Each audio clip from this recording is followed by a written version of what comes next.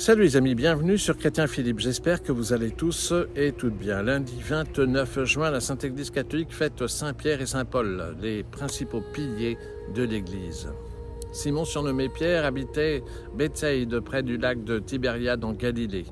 Il exerçait la profession de pêcheur avec son frère André. C'est André, ancien disciple de Jean le Baptiste, qui présenta Jésus-Christ à Simon.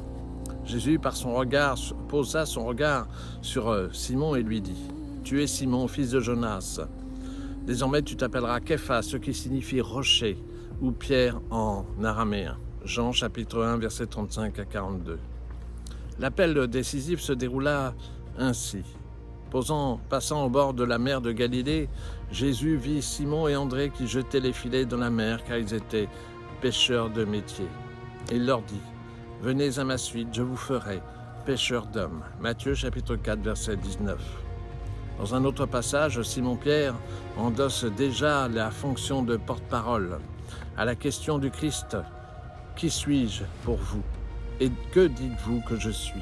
Pierre répondit « Tu es le Christ, le Fils du Dieu vivant. » Dès lors, le Christ officialise une mission particulière à Pierre. Tu es Pierre, et sur cette pierre je bâtirai mon église, je te donnerai les clés du royaume.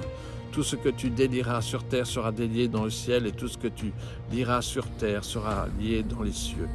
Matthieu chapitre 16, versets 15 à 19. Il lui recommande aussi de faire paître les agneaux. Jean chapitre 21, verset 17. Ou encore affermir la foi de ses frères. Luc chapitre 22, versets 31-32. Pierre est toujours cité en premier dans la liste des apôtres. Matthieu chapitre 10, verset 2. Après Jésus-Christ, Simon-Pierre est le plus cité dans les évangiles canoniques, 154 fois. Pierre fut présent dans tous les événements majeurs de la vie du Christ.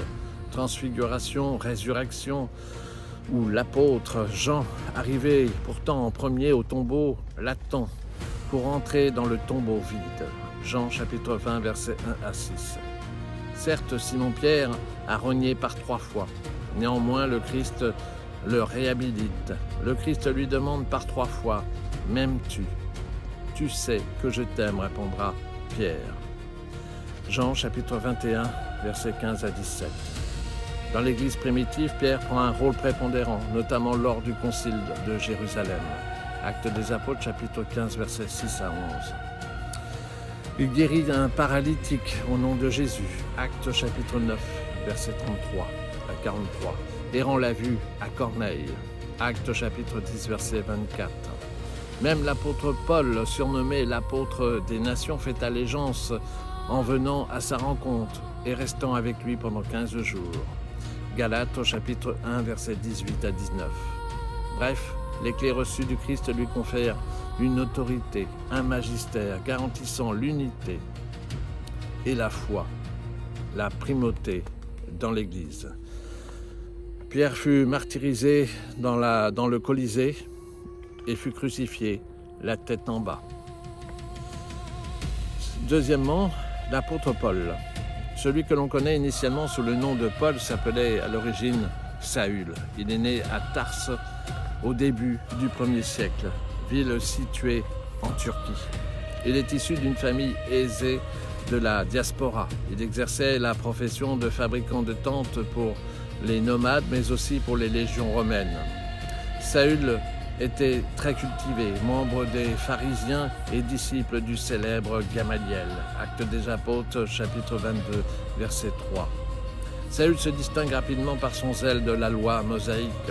Il obtient du Sanhédrin la mission de pourchasser les chrétiens. Saül sera même témoin privilégié du martyre du diacre Étienne. Actes des Apôtres, chapitre 22, verset 20. C'est sur la route de Damas que le Christ se révéla à lui. « Saül, Saül, pourquoi me persécutes-tu » Actes des Apôtres, chapitre 22, versets 3 à 16. « Qui es-tu » répondit-il. « Celui que tu persécutes. » Dès lors, Saül prendra le nom de Paul et cherchera à rejoindre l'Église et deviendra un missionnaire hors norme du christianisme.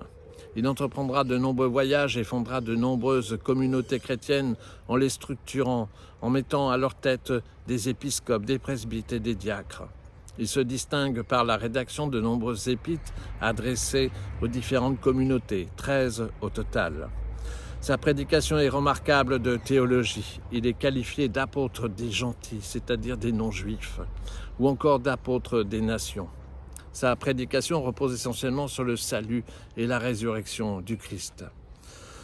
Son art oratoire et la multiplication rapide des communautés chrétiennes lui attirent rapidement les foudres du pouvoir romain, considérant le christianisme comme une menace potentielle pour le pouvoir en place. Au final, Paul sera arrêté, comparaîtra devant de nombreuses autorités romaines. Mais en raison de sa citoyenneté romaine, il exigera de comparaître devant l'empereur lui-même où il témoignera de sa foi. Actes des Apôtres, chapitre 26, verset 32. Il fut emmené sur un chemin où il fut décapité dans les années 67 à la sortie de la ville. Son slogan personnel était « Ce n'est pas moi qui vis, c'est le Christ qui vit en moi ». Par Pierre et Paul, la Sainte Église catholique et apostolique repose sur les fondements des apôtres. Alors Saint Pierre et Saint Paul, priez pour nous. Voilà, j'espère que ces quelques instants passés en compagnie de Pierre et Paul vous ont été profitables. N'hésitez pas à vous abonner, à partager cette vidéo, à me faire connaître vos commentaires éventuels. Vous pouvez nous rejoindre sur notre page Facebook intitulée Chrétien Philippe. Et en attendant le plaisir de vous retrouver, je vous dis à bientôt et surtout, soyez bénis.